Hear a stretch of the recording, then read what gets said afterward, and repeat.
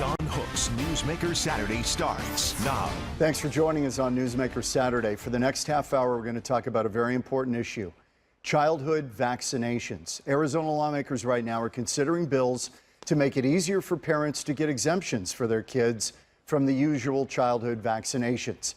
Most doctors say this is a terrible idea, especially in the wake of a resurgence of measles cases in the United States, a disease that was declared eradicated in the U.S. back in 2000. But civil libertarians argue the government should not be allowed to force parents to vaccinate their children. Individual liberties versus the greater good. I'm joined by Republican Representative Nancy Barto. She represents North Phoenix, Cave Creek, Scottsdale on the left of your screen, and Representative Kelli Butler, a Democrat in North Central Phoenix. Thanks to both of you for being here. Appreciate it. I'm going to give you each an opportunity to kind of state the case. What's your objection to forcing parents to vaccinate their kids? Well, I think we need to find our common ground. My objection, parents should always have the final say on their own health and that of their children. And especially, government should not be forcing them in light of real science backing up and demonstrating the safety of such an action. I think what our bills are trying to do, both Paul Boyer and mine, is to highlight that fact that there really haven't been the type of safety studies done on the front end, and certainly not since 1986, when the pharmaceutical companies and the doctors themselves have been given complete immunity from vaccine adverse events. And so many people since 1989 have been adversely affected, to the point where the VAERS, the Vaccine Adverse Events Reporting System,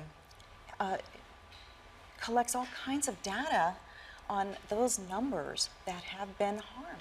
And only 1% of the events has actually been reported. $4 billion has been paid out to patients on those bases.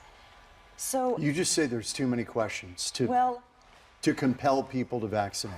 This is a culmination of a situation that we now have where so many parents have doubts and mistrust of the medical community on this issue, that it really needs to be looked at in a scientific way. And I think that's where the common ground is. We all respect scientific data, and we need more of it. Okay. Representative Butler, what do you think? Well, thank you. You know, we aren't forcing parents to vaccinate. You vaccinate your children if you want to enroll them in school. So you certainly can make the decision not to vaccinate, and then you just don't enroll your child in school. You can homeschool. But if you are taking the responsibility and you're enrolling your child in school, you are also accepting that we have a greater good to not only protect our own children, but to make sure that we have what's called herd immunity, which protects everybody's children. And we had a committee hearing on the bills that Representative Barto has introduced, and one of the things that we didn't discuss enough were stories from the families who were relying on herd immunity to protect their own children's lives. In other words, every kid getting immunized. Right. And we're supposed to have 95%, it's around 95, if 95% of children and people are vaccinated, that's reaching the standard of herd immunity, and that is what has helped eradicate all of these illnesses in the past. So, you know, during the committee hearing, I had a constituent myself whose son had dealt with 9 years of cancer treatment. Had he been exposed to one of these illnesses, his life would have been threatened. And so we need to look at both sides of this issue. And I feel that vaccines are safe and effective. We have decades of research. We need to be having the conversation about the safety of vaccines and the need for having enough of our population and enough of our children vaccinated. You're both moms, you have kids. Can I just answer something Sure. really quick? You know, I think the hearing brought out an awful lot of information. It was a great opportunity for people to show up. And, you know, the hearing room was absolutely crowded and This is a packed big issue. with There's no those doubt. who actually had vaccine injuries themselves or their children. How did they know? And it's interesting that nobody on the other side showed up with, you know, talking about a measles death. And, you know, when you talk about eradication. How do they know that there's a nexus between the vaccine and whatever their child developed? Whether it's autism or some other issue. Well, we know that from the VAERS reporting system I mentioned earlier, there have been over 2,000 deaths since 2000, since the year 2000, and 0 measles deaths as a result of these measles outbreaks. Measles will never be eradicated. I do take issue with that. I think we need to be concerned with what is really going on with measles and how is it spreading. One of the facts that's coming out with some of these outbreaks in different areas is that they are wild type. And most, except for that, the latest in Washington State, most have received the vaccinations. So these are supposedly protected individuals who are getting those wild. And they still got. I want to get back to my question. You're both moms. You both vaccinated. You've got 3 children. You've got 2. Right. You vaccinated all of them, right? I sure did. Any adverse effects? None at all, but it's a different landscape today. Back when my kids, it's a different generation.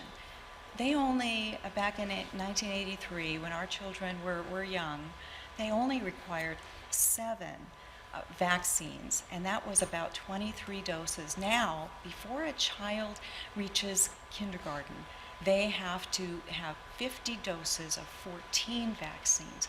This is night and day. And did you have any issues when you vaccinated your kids? Did you have any kind of, I mean, I remember when we were getting all these shots with our kids, there's always that little kind of, you go, boy, I hope this is okay. Because we were hearing all that stuff 10 years ago, 14 years ago. Right. That was out there, a lot of it on the internet now. Yes, and it was beginning, and I think that there were those people that were trying to talk about autism being tied to vaccines, and that has been thoroughly debunked over decades, that those things are not related. And, you know, the times that you're getting the vaccines are similar to the times when autism begins to present itself. So I know that science has done its job and has checked and made sure that these vaccines are safe. I had no qualms vaccinating my children, and I am so happy I did as they travel the world. They're both in the military. Boy, they line those kids up and they make sure that they've got their vaccinations. You're a military mom. Yes, I am. Bless you. Both of them in the Navy. That is a high calling, and we thank them. Well, and you know, it just speaks to the need for and the efficacy of vaccinations that we insist upon our military being vaccinated as they travel the world. So the military has to be. Oh yes, Yeah, yes, and there's no ifs and no opting out. I don't know if there are any opt-outs, but I know that I was glad that my kids were vaccinated. I have a lot of peace of mind. Let me run. Linda Williams looked at this whole issue going on at the Capitol. One of these kind of pivots off the Senate bill that you mentioned earlier. Let's take a look at that, and then we'll pick up the conversation. No shots, no school. These are the kinds of signs that Senator Paul Boyer says he doesn't like seeing on schools in Arizona. The senator has introduced Senate Bill 1115, which, among other things, would require parents receive information about the adverse effects of vaccines. No, anytime there's risk, there shouldn't be a mandate. Parents should have the option. I trust parents to do what's best for their kid, and they should at least be informed. I don't think anybody should be afraid of information. The outlook for Senator Boyer's bills are bleak. Health Chairwoman Senator Kate Brophy-McGee is refusing to hear his bills in committee. She told me she doesn't want to hear any bills on immunizations this year, either for or against, and she's just decided not to hear them. It's not good policy. It is not good policy, and as chair, I can make the decision not to hear it. Senator McGee says the personal exemption that already exists has several thousand Arizona parents already opting out of immunizing their children. In the event of an outbreak, over 5,000 Arizona kindergartners would be at risk for measles, and 7,066 Arizona children in the surveyed K-12 grades were already exempt from every vaccine required. She cites letters from nurses and doctors associations across the state. They oppose the bills as anti-vaccine and even call the bills disturbing. Senator Boyer says he will continue to push for the bills, which he says gives parents the information they need to protect their kids. Linda Williams, Fox 10 News. Okay, so here we get back to the, and I don't know that there's a middle ground here. I'm not sure there is, because you're saying that the evidence is there and all of these health organizations are unanimous pretty much that every public health organization is unanimously in support of vaccinations. I think there is a middle ground. I think that we all are concerned for children's safety. And if we start there and we decide that we want to do the best thing for children, I think that the best thing is to follow the advice of our public health experts who all believe that vaccines are safe and effective. You raised something interesting that I hadn't thought about. Now, it does put a big burden on a family to do this, but you're saying if you don't believe in the vaccine that strongly, you don't have to do it, but you can't be in public school. Right, and that's just, you know, that you would have be the middle ground? Of course, you have the choice to not vaccinate. And Well, Representative Barto, is that a middle ground that you could accept or no? you know, people have had to accept it. And they've done it under duress many times because they cannot get a medical exemption. And now states are even threatening personal exemptions based on this herd immunity idea. You know, one interesting fact that came out during the hearing a couple of weeks ago was the fact that we count 95%, which is the goal now of herd immunity, only for the children in schools. What about all of the other adults that are, okay, they're in school, they're all around us, whose immunity has worn off, and they're not following the recommended adult vaccine protocol. This is a much bigger So you're saying topic. if they're not getting it in school, is a theory that I think also needs more study. you're saying that if you're not getting this protection in school and you're mingling among other people who may not be immunized, that's still a risk as well. Absolutely. I mean, we don't see people with polio anymore, and people did get polio, and they were, you know, impacted for life, and we don't see that now because we have a vaccine that is safe and effective. When we come back, But what we do see across the world, especially in developed countries, most of them do not have mandated vaccines. They still have measles that crop up, no deaths from them, hardly. And here, you know, the outcry here when there's a measles outbreak is that it's because of not reaching a certain herd immunity. we've got to take a break. When we come back, Republican Representative Nancy Barto and Representative Kelli Butler, Democrat from North Central Phoenix, how we got to this point. How much did the internet play in this of what some call disinformation that ended up on the internet? And in fact, Facebook has worked now to shut down some of this stuff. We're going to talk about that and whether that's a wise move or not when we return, talking about vaccinations in Arizona. Big, big issue on Newsmaker Saturday.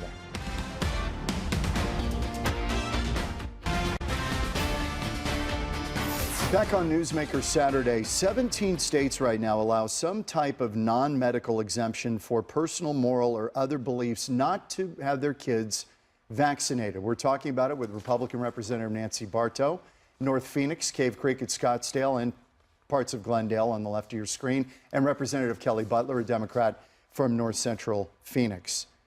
It's pretty much just North Central Phoenix, but you're right up against Scottsdale, right? Yes, Your and district? Paradise Valley. And Paradise yes. Valley.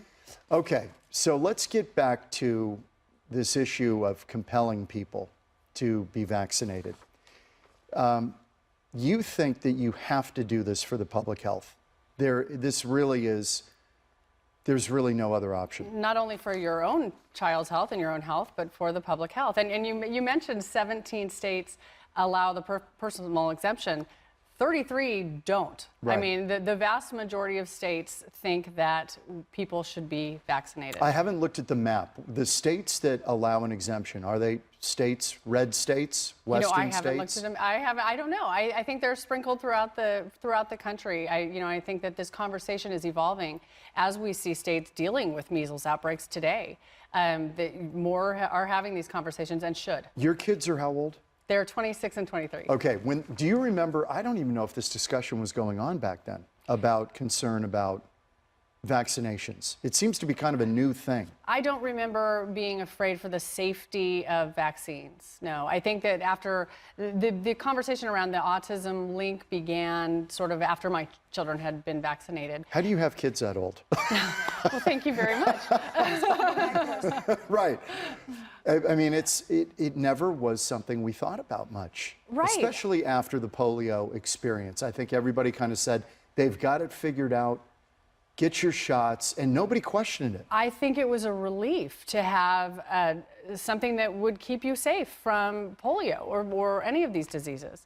A relief to know that your kids were going to be safe. I feel it today. I'm so glad that my kids were vaccinated and that I don't have to worry about them contracting any of these things. And Representative Barto, you do not have that kind of degree of confidence, right? Well, as I learn more about this, and there is a lot to learn, I mean, just on the polio example itself, we could talk about that for another half an hour because it's presenting as something else. But, it just brings us back to the idea that if we are going to compel parents, we're basically saying that this vaccination is a one-size-fits-all solution for everyone. No pharmaceutical, even vitamin, is one-size-fits-all safe. And the inserts in each one, especially the MMR, when you read the contraindications, they state clearly that some people should not receive this vaccine. Is that correct? And so that's what the informed consent bill that we were considering a couple of weeks ago in the hearing really focused on, was the fact that is informed consent happening, and how can parents be better protecting their child when considering them? What? Because many, in fact, I would say in that committee, all testified that they were not provided information, and if they did, it was on the way out of the door after. So you want people to be informed and have an option. And everybody can agree that informed consent is appropriate. Representative Butler, what would we see, in your view, if we started going down this road? Well, first let me say that medical exemptions are allowed and should be allowed. Obviously, that if there's a contraindication, your physician or the health provider will be discussing that with you. But this bill, we had many scientists. We interestingly had a scientist that said if they were handed this whole vaccine insert that was as proposed in the bill, she would even be confused. We had doctors say how confusing it would be to their parents, or to be talking about, this giant, it's 25 pages. You'd give this to a parent to digest before they make the decision. Right, I think that's what the bill contemplates. And now health providers do give it's like a 2-page insert. It's designed to be, for a consumer. It's designed by the CDC. Does it discuss any Yes, negative outcomes? Discuss, sure. Oh, the things that you should be, look out for, and some people get rashes. There can be adverse things bumps that occasionally happen. We had this issue. There was a lot of question about thimerosal, which was, I believe, a preservative in these vaccines. It was removed from all vaccines in Sweden in 1995. There was concern about it, and the incidence of autism continued to increase there, even though they took it out. That was a big worry, but autism rates continue to soar. Autism is increasing because we're better at detecting and diagnosing it, at even more mild cases are being detected now. There's a lot of reasons why the numbers might be increasing, and they're not related to vaccines. What do you believe is in these vaccines that potentially is the problem, if there is a problem? Well, the list is too long to even name that might be responsible. That's do you why believe that these are troubling chemicals in their own, or the person's individual reaction to them? It could be both. There have been over 400 peer-reviewed studies analyzing the link between vaccines and disease. And, not recognizing that those even exist is part of the problem. I think, we can start by recognizing how vaccinations came about and were approved without proper study. Representative Butler, And we can go from here and, Yeah. and try and, you know, take the tack that if we want to put public health in front of a person who's at risk from a specific vaccination, before that, before the individual, I think we're departing from a basic American fundamental principle of freedom and based on our health care choices. Representative Butler, I can tell when we're talking about this, it troubles you, I think, if I'm reading you right, that this is getting out there, that there's when Representative Barto talks about this stuff, you get concerned that people are going to start doubting the fundamental trust in the vaccine. I think you're right. It's not just me. The World Health Organization has called vaccine hesitancy, which is what is created when we create this confusion and fear around vaccines. The World Health Organization has said that vaccine hesitancy is one of its top 10 threats to global health. This is important, and when we are having this conversation, that I want parents to have conversations with their physicians, with their healthcare providers about the safety of vaccines, and they should feel like they are getting the information they need to make that choice for their kids. But we need to be having this as health committee members in Arizona. We need to be listening to public health experts. We need to be relying on the data and the science. We had so many physicians. We had so many scientists come to our committee hearing and share their concerns about bills that would make it less likely. A good place to start would be, frankly, informed consent and making sure that it's happening. But if people in big numbers started opting out, your concern is you start having pockets of places that start having outbreaks. The idea Absolutely. that a patient shouldn't be fully informed on the front end about the possibility of injury is what's troubling so many, and That's what keeping you them want. from even going to the doctor. We talked about Facebook. This is interesting. Facebook said on Thursday that it will take its cue from the global health organizations such as WHO, World Health Organization, Centers for Disease Control and Prevention. They are taking steps, they say, to stem the tide of what they call misinformation about vaccines. What do you make of that move by Facebook? That scares me. And I think it's the wrong way to deal with any public health crisis, is to suppress the public debate. I want more information. I think we can agree that if you try and suppress information, it's going to not work and it's going to have a backlash. Does it make you suspicious when you see a move like that? Absolutely. You know, when we drop the bills, and actually there are several states on the same line as we are in trying to protect and promote more study and more informed consent. Do you in think other vaccines? States. Do you think vaccines in general work? You just want to give people the option. I want to give people the option. But and do you believe fully in informed. vaccines? And you know, I'm not sure. I think there's a lot of study that needs to be done. And there this are is not probably a lot pro of or parents that are as against. confused. There's a lot of confusion, and I think, you know, just having bills like this introduced create even additional confusion. Doubts in the. And I think it's troubling. We are seeing alarming trends in Arizona. A lot of places in the state have lost herd immunity. In my own district, 10% of kids who are entering schools are not vaccinated. And so we are not in we don't have herd immunity in a lot of areas in Arizona. And that's 30 seconds left. I trend. want to. The governor has said he would veto anything. What's the point of moving forward if the governor's going to veto anything that comes out of the legislature? There's not enough votes to override it.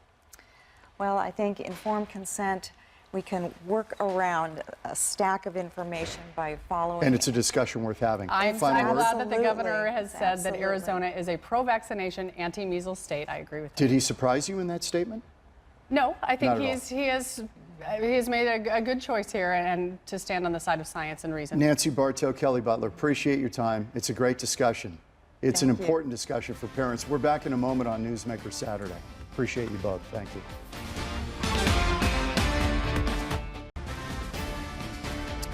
A thank you to my guests, Republican Representative Nancy Barto and Representative Kelli Butler. Appreciate the conversation dealing with vaccinations here in Arizona. You can find me on social media, John Hook Fox 10, Facebook, Twitter. Love to hear your thoughts. Thanks for being with us on Newsmaker Saturday. We'll see you next week.